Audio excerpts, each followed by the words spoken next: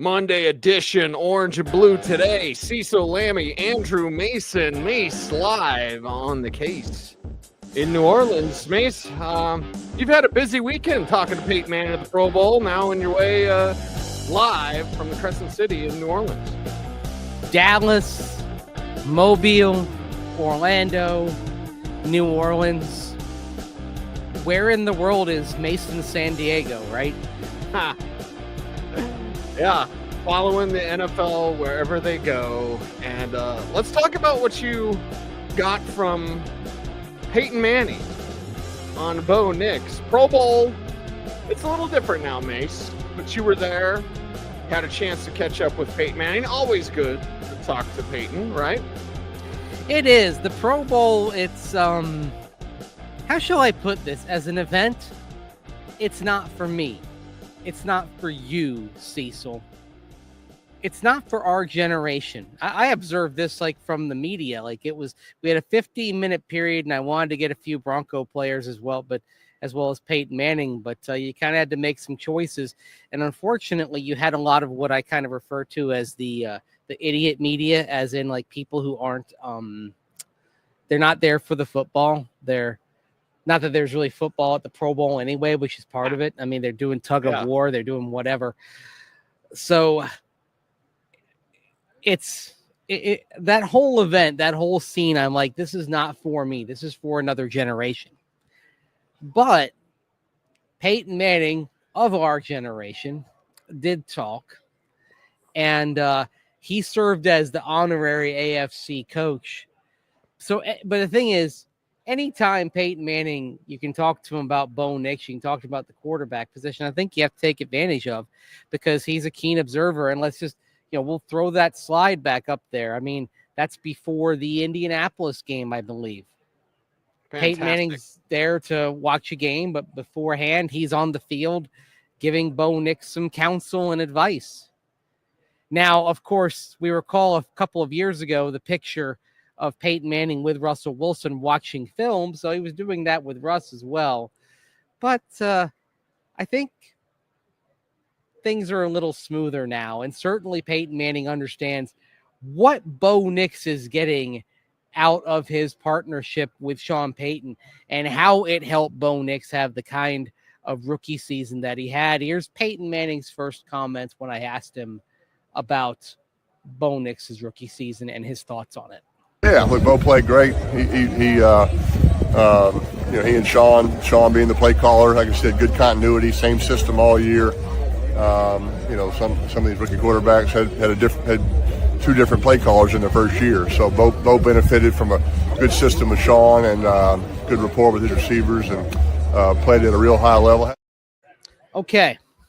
Same play caller all year. Who didn't have the same play caller all year? That's Caleb Williams, right? Yep. The other thing, you think back to when we talked with Peyton Manning about Bo Nix and being a rookie quarterback back last May in Denver, and he talked about how the best teacher for Bo Nix was going to be experience, basically making the argument that Bo Nix should start right away, that you were going to learn more on the field than you did watching on the bench. He talked about how his younger brother Eli was on the bench for the first roughly 2/3 of the season with the New York Giants back in 2004, learned more in those games he started down the stretch in 2004 than he did on the sideline watching Kurt Warner go about his work. So the Broncos basically did the things that Dr. Peyton Manning, as it were, prescribes for when you have a rookie quarterback. You get the rookie quarterback out there right away, so the learning process at full speed begins, and you get to tick off all of those experiences, all of those lessons that you can only learn by being out there, that you can only get from the trial by fire. Peyton Manning spoke of that, and Bo Nix got to cross those off the list.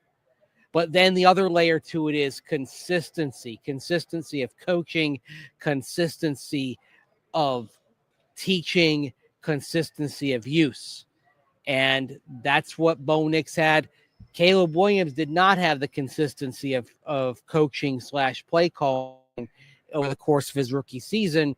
And then neither Drake May nor Michael Penix Jr. in Atlanta had the ability to collect a full season's worth of experience.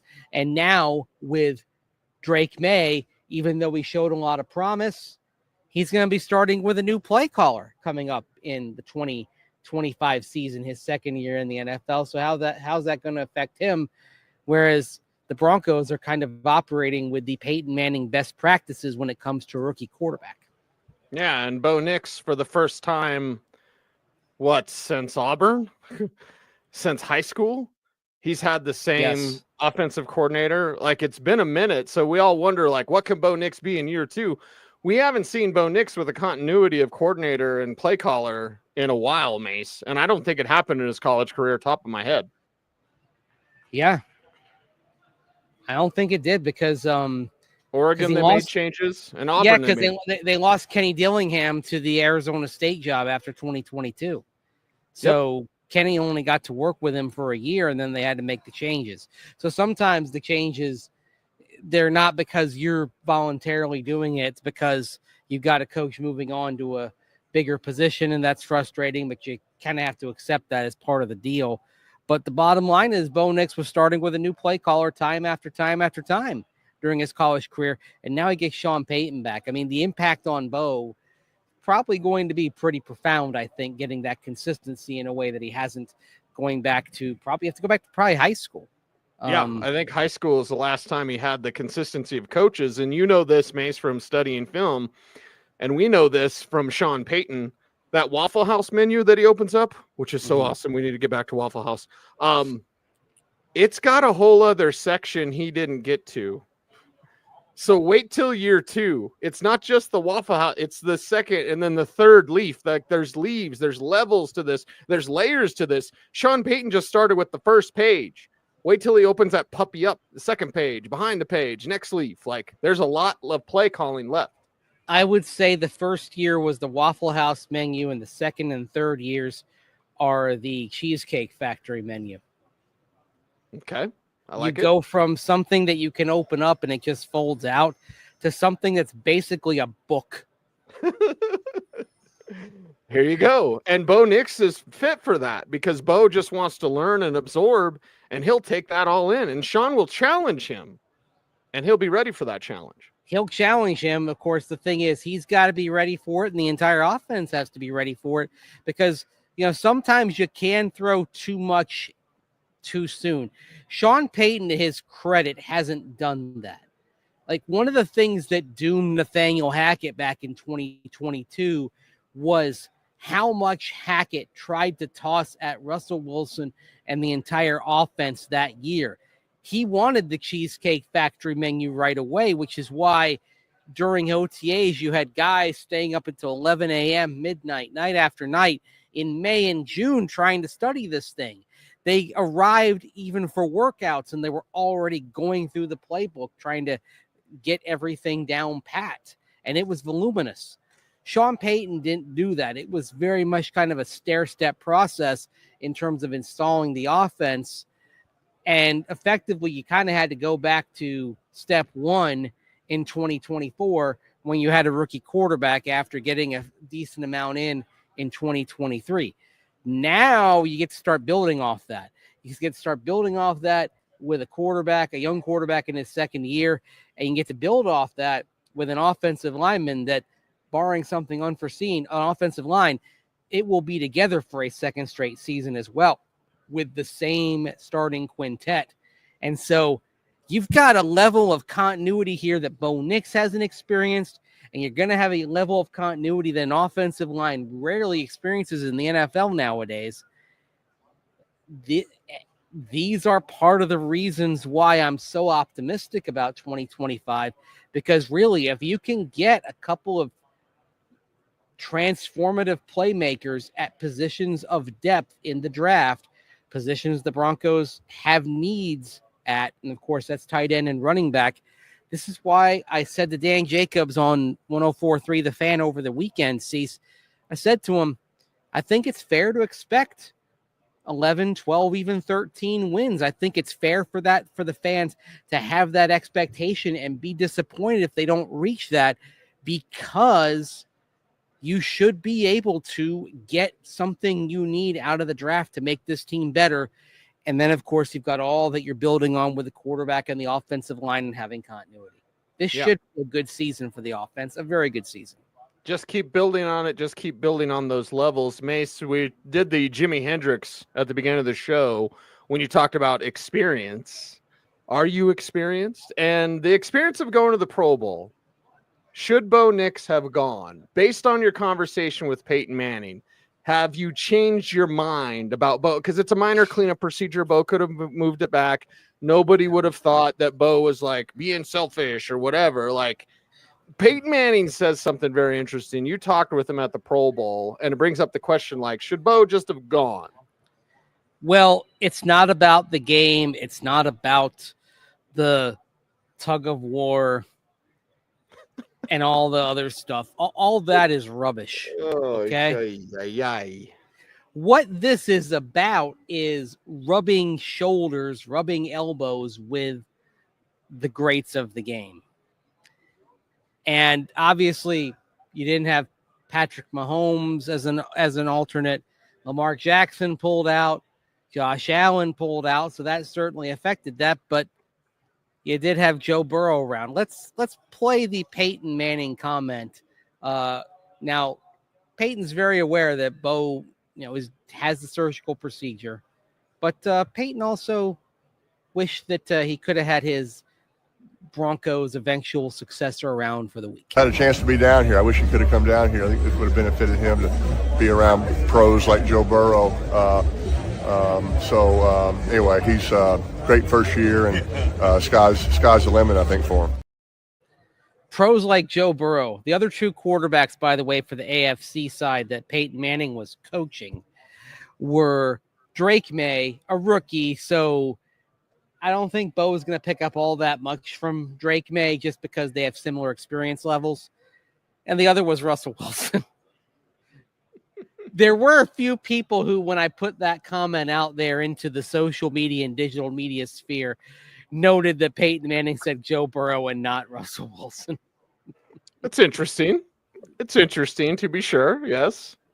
Well, what do you think Russ would say about Sean Payton and the Broncos if Bo came up and asked him? See, I don't think Russell Wilson would say very much. I think he would take his kind of stay neutral mindset for the most part, and just kind of say very little. I think he might say something passive aggressive. You know what I mean? Yeah. Like, make sure you stay positive around him, man.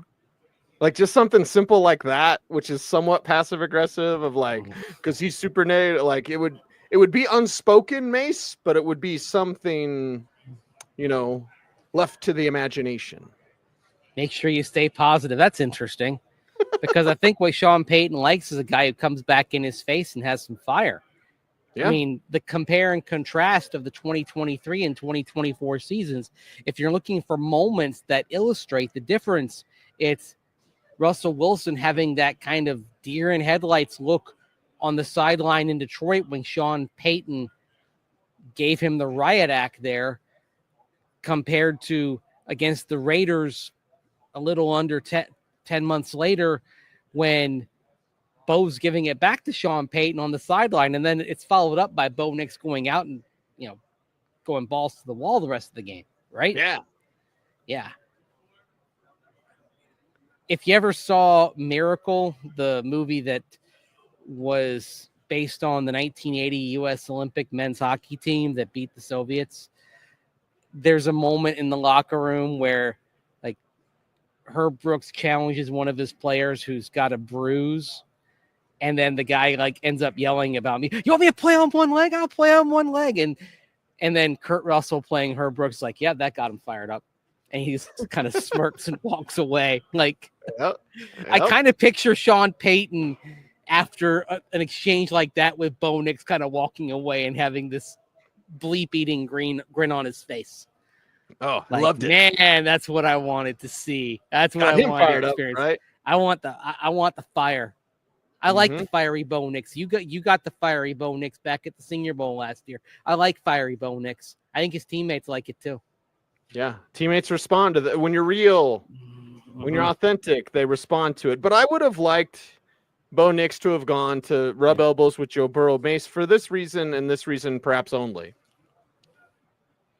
You're enough. Like, Bo Nix, you belong. You know what I mean? And just having that sense and that experience of like, I'm at the Pro Bowl. Yeah, it's a joke. I'm not going to do the tug of war or whatever. But just being like next to Joe Burrow, understanding that aura and knowing that you belong. Bo, you belong. Bo, you are one of the best quarterbacks in the NFL. Yeah. And maybe having that, not that he doubts himself, Mace, because he does not. But I would like that idea of just like, this is what it's like. It's experience, an experience that he missed out on. Yeah, and obviously on the NFC side, you're not hanging out with them in the same way. But I mean, Sam Darnold has certainly grown into a prominent role. Jared Goff's been one of the better quarterbacks in the league. Really, now you step back and say Jared Goff for a majority of his career has been one of the better quarterbacks in football. For sure. Not top tier, but that second tier that I often speak of is saying I can see Bo Nix settling there and having a very successful career and being somebody you can build around and win with.